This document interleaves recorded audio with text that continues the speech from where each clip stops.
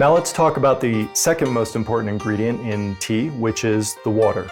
Hands down, the best type of water to use is natural spring water, and this is because it's a living water. It has mineral content to it.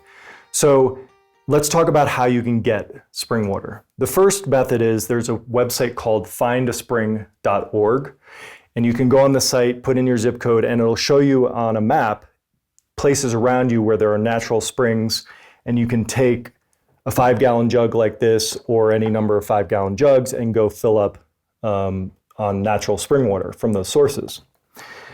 The second way is that in certain cities, there are services that will deliver spring water. So you could do a Google search and see if there are any of these services in your area to get spring water delivered to your home.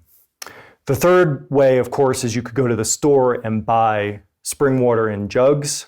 Crystal Geyser is a good brand. Castle Rock is a good brand. But of course, there's two downsides to this. One is it becomes very expensive. And two, there's a lot of waste from using these bottles and things. So if you don't have access to spring water and you can't, and you don't want to buy it, then you could use reverse osmosis water. This is, again, with these 5-gallon jugs, you could go to your local grocery store. They usually have these machines where you can fill them up. This water is fine to use, and I've often used it directly, and it does fine with a tea, okay? So this is a great source to use.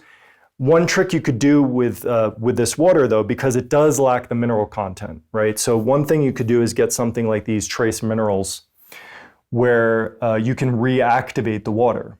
So you can put some drops of the water into your 5-gallon jug and it will add some of that mineral content back into that, which is a great option. With regards to tap water and well water and other sources that come directly from your faucet, you just need to be a little bit more knowledgeable about what's going on with that water.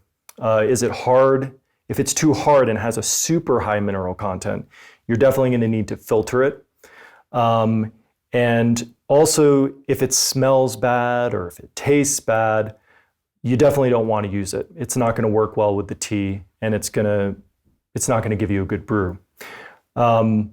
So generally speaking, you may want to filter any water that's coming out of your tap or your well, unless you're super informed about what's in it. You don't want any chemicals or things. So get a clean source from your tap, and that's fine. And then again, if it's lacking in mineral content, you could use these trace minerals to reactivate it. Distilled waters and super soft waters should be avoided, as these are going to result in a flat brew, and of course, they don't have the mineral content to them.